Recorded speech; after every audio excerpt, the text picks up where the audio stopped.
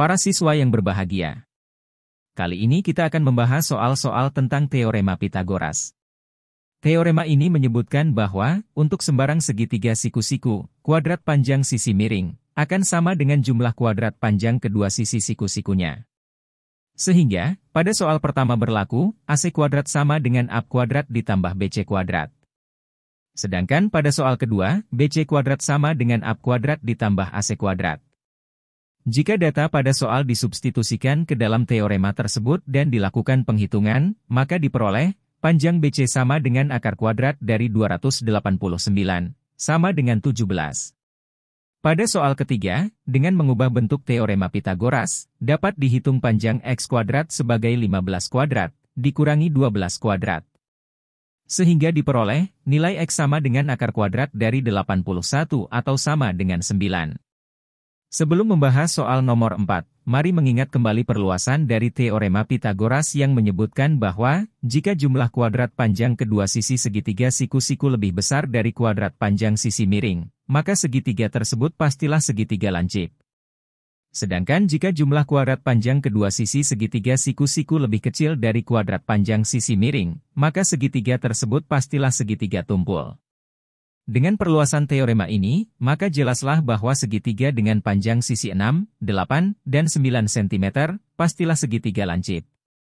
Untuk menjawab soal nomor 5, sebaiknya kita mengingat beberapa pasangan bilangan triple Pitagoras, misalnya A, 3, 4, dan 5. B, 5, 12, dan 13. C, 7, 24, dan 25.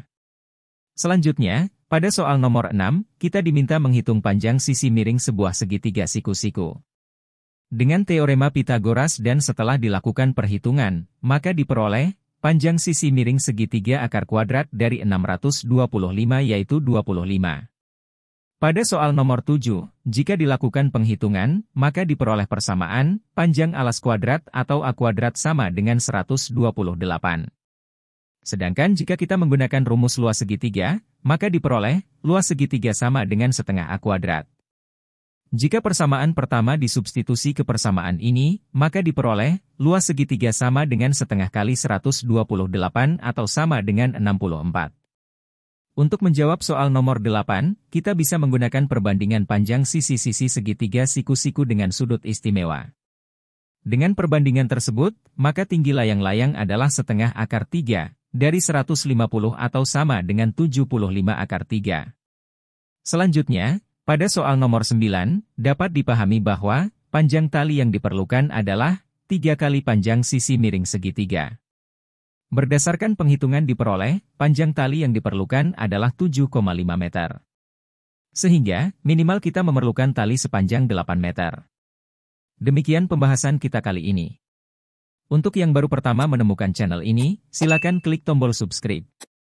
Untuk semua, jangan lupa klik tombol suka dan aktifkan tanda lonceng agar tidak ketinggalan informasi dari channel ini. Terima kasih dan sampai bertemu pada video lainnya.